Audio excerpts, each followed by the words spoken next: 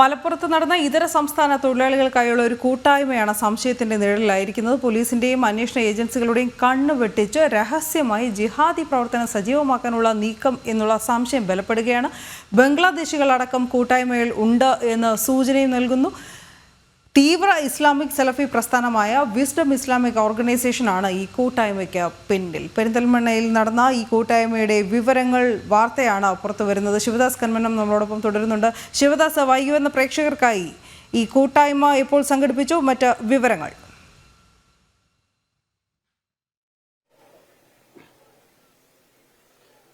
അന്നു ഈ മാസം 21-ാം തീയതിയാണ് ഇത്തരത്തിൽ പെരിന്തൽമണ്ണ സലഫി മസ്ജിദിൽ ഒരു കൂട്ടായ്മ നടന്നത്. ഈ കൂട്ടായ്മയിൽ 100ഓളം പേരാണ് പങ്കെടുത്തത്. അതായത് ഇതര സംസ്ഥാനങ്ങളിൽ നിന്നും എത്തിയ മുസ്ലിങ്ങൾക്ക് മാത്രമായിട്ടുള്ള ഒരു കൂട്ടായ്മ. അതിൽ ഇതര സംസ്ഥാനത്തിൽ നിന്നും അപ്പുറം ബംഗ്ലാദേശികൾ അടക്കം ഈ കൂട്ടായ്മയിൽ ഉണ്ട് എന്നതാണ് നമുക്ക് ലഭിക്കുന്ന സൂചനകൾ. ഇത്തരത്തിൽ 100ഓളം പേർ ഈ കൂട്ടായ്മയിൽ പങ്കെടുത്തു. ഇവർക്ക് കൃത്യമായ ഒരു ലക്ഷ്യവും കൃത്യമായ അജണ്ടയും ഉണ്ടായിരുന്നു.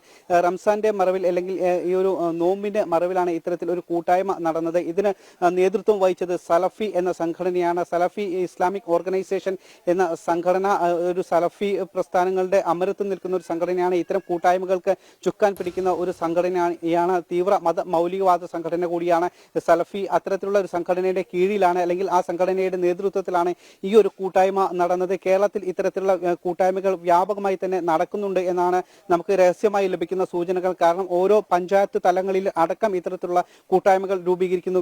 വില്ലേജ് തലങ്ങളിൽ അടക്കം കണ്ണികളായി തന്നെ ഇത്തരത്തിൽ കൂട്ടായ്മകൾ രൂപീകരിക്കുന്നുണ്ട്. ഓരോ ജില്ലകളിലും ഇത്തരത്തിലുള്ള കൂട്ടായ്മകൾ വരുന്നുണ്ട്. അതിന് പിന്നിൽ കൃത്യമായ ഒരു ലക്ഷ്യമുണ്ട്. പ്രത്യേകിച്ച് രാജ്യവിരുദ്ധ ലക്ഷ്യം തന്നെയാണ് ഈ കൂട്ടായ്മകൾക്ക് പിന്നിൽ ഉള്ളത്. രാജ്യദ്രോഹവും അതോടൊപ്പം തന്നെ രാജ്യവിരുദ്ധ പ്രവർത്തനങ്ങളുമാണ് ഈ കൂട്ടായ്മയ്ക്ക് പിന്നിലുള്ള പ്രധാന ലക്ഷ്യം. ഈ രീതിയിൽ കൂട്ടായ്മകൾക്ക് വേണ്ടി തന്നെ വിദേശത്ത് നിന്ന് അടക്കം വ്യാപകമായി തന്നെ കള്ളപ്പണം എത്തുന്ന ഒരു സാഹചര്യം ഉണ്ട്.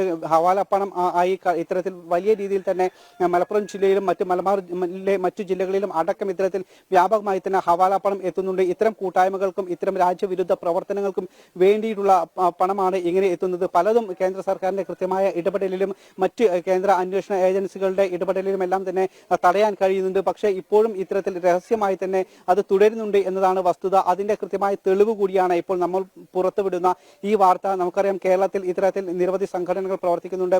രാജ്യവിരുദ്ധ ശക്തികളായി ഭീകരവാദ സംഘടനകളുടെ തണലിൽ അല്ലെങ്കിൽ അത്തരം സംഘടനകളായി നേരിട്ട് തന്നെ പ്രവർത്തിക്കുന്ന സംഘടനകൾ ഉണ്ട്. STPI പോലുള്ള സംഘടനകൾ ഉണ്ട്. ഇത്തരം സംഘടനകളുടെ കൃത്യമായ പിന്തുണയാണ് ഈ കൂട്ടായ്മകൾക്ക് പിന്നിൽ ഉള്ളത് എന്നത് വ്യക്തമാണ്. കഴിഞ്ഞ ദിവസങ്ങളിൽ അടക്കം STPI പോലുള്ള സംഘടനകളുടെ ഓഫീസുകളിലും അവരുടെ ചില നേതാക്കളുടെ വീടുകളിലും എല്ലാം തന്നെ റെയ്ഡ് നടന്നിരുന്നു. മലപ്പുറം ജില്ലയിൽ അടക്കം മറ്റ് തിരുവനന്തപുരത്തും അതോടൊപ്പം തന്നെ മറ്റ് ജില്ലകളിലും അടക്കം കോഴിക്കോട് അടക്കം ഇത്തരം സംഘടനകളുടെ ഓഫീസുകളിലും പ്രധാനപ്പെട്ട നേതാക്കളുടെ വീടുകളിലും അടക്കം റെയ്ഡ് നടന്നിരുന്നു.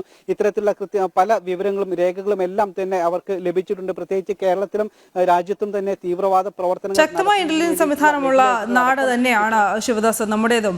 അങ്ങനെയാണെങ്കിൽ ഇങ്ങനെ ഒരു കൂട്ടായ്മ നടക്കുന്നു എന്നുള്ള വിവരം നേരത്തെ കണ്ടെത്താൻ സംസ്ഥാന ഇന്റലിജൻസിന് കഴിഞ്ഞിട്ടില്ല എന്ന് നമ്മൾ കരുതണമോ? കാരണം ഈ കേരളം ഭീകരതയുടെ അല്ലെങ്കിൽ മതഭീകരവാദികളുടെ അല്ലെങ്കിൽ ഇസ്ലാമിക ജിഹാദി ഭീകരതയുടെ ഈറ്റില്ലമായി എന്ന് പല രീതിയിലുള്ള വാദങ്ങൾ പുറത്തു വന്നിരുന്നു. ഇതിനൊക്കെ സാധൂകരിക്കുന്ന രീതിയിൽ ഇങ്ങനെ ഒരു കൂട്ടായ്മ സംഘടിപ്പിക്കുമ്പോൾ എന്തുകൊണ്ട് അധികൃതർ ഇത് അറിയുന്നില്ല? അങ്ങനെയാണെങ്കിൽ ഇത് നേരത്തെ അറിഞ്ഞിട്ടില്ലെങ്കിൽ അതും വലിയൊരു വീഴ്ച തന്നെയല്ലേ? തീർച്ചയായും കേരള പോലീസിന്റെ ഭാഗത്തു നിന്നും കൃത്യമായി വലിയ ഒരു വീഴ്ച തന്നെയാണ് ഇത്തരം വിഷയങ്ങളിൽ ഉണ്ടാകുന്നത്. കാരണം ഇങ്ങനെയുള്ള വാർത്തകൾ നിരന്തരം പുറത്തു വരുന്നുണ്ട്. നിരവധി തവണ നമ്മൾ തന്നെ ഇത്തരത്തിലുള്ള വാർത്തകൾ പുറത്ത് നൽകിയിട്ടുണ്ട്. പക്ഷേ കേരള സർക്കാരിന്റെ ഭാഗത്തു നിന്നോ ആഭ്യന്തര വകുപ്പിന്റെ ഭാഗത്തു നിന്നോ ഒരു അന്വേഷണമോ അല്ലെങ്കിൽ ആ രീതിയിലുള്ള പരിശോധനകളോ ഒന്നും തന്നെ നടക്കുന്നില്ല എന്നത് വളരെ ഗൗരവത്തോടെ തന്നെ കാണേണ്ടിയിരിക്കുന്നു. അതുകൊണ്ട് തന്നെയാണ് കേരളത്തിൽ ഇത്തരത്തിലുള്ള പ്രവർത്തനങ്ങൾ സജീവമാകുന്നത്. കേരളത്തിൽ അവർക്ക് കൃത്യമായി തന്നെ പ്രവർത്തിക്കാൻ കഴിയുന്നുണ്ട്. കാരണം അവർക്ക് തണലൊരുക്കാൻ ഒരു ഭരണാധികാരികൾ ഇവിടെ ഉണ്ട് എന്നതുകൊണ്ട് തന്നെയാണ്. അതോടൊപ്പം തന്നെ ആഭ്യന്തര വകുപ്പിൽ നിന്നും പോലീസിന്റെ ഭാഗത്തു നിന്നും ഒരു ഇടപെടലോ അന്വേഷണമോ ഒന്നും തന്നെ ഉണ്ടാകുന്നില്ല. അതുകൊണ്ട് തന്നെയാണ് അവർക്ക് സ്വൈരവിഹാരമായി ഇവിടെ പ്രവർത്തിക്കാൻ കഴിയുന്നതും പലപ്പോഴും പരസ്യമായി തന്നെ ഇത്തരം ഭീകരവാദ സംഘടനകൾക്ക് കേരളത്തിൽ പ്രവർത്തിക്കാൻ കഴിയുന്നതും. അത് കേരള പോലീസിന്റെ ഒരു കൃത്യമായി അവരുടെ ഒരു പരാജയം തന്നെയാണ്. അല്ലെങ്കിൽ ആ രീതിയിൽ അവർ ഇടപെടുന്നില്ല. ഒരുപക്ഷെ പ്രചരിപ്പിച്ച മദനി PDP പോലുള്ളവരെ പോലും മുഖ്യധാര രാഷ്ട്രീയത്തിലേക്ക് കൊണ്ടുവന്ന ഇടതുപക്ഷം തന്നെയാണ് ഇപ്പോഴും ഭരിക്കുന്നത് എന്നതുകൂടിയാണ് ഈ വാർത്ത കാണുമ്പോൾ ഓർമ്മിക്കേണ്ടതും ഓർത്തെടുക്കേണ്ടതും.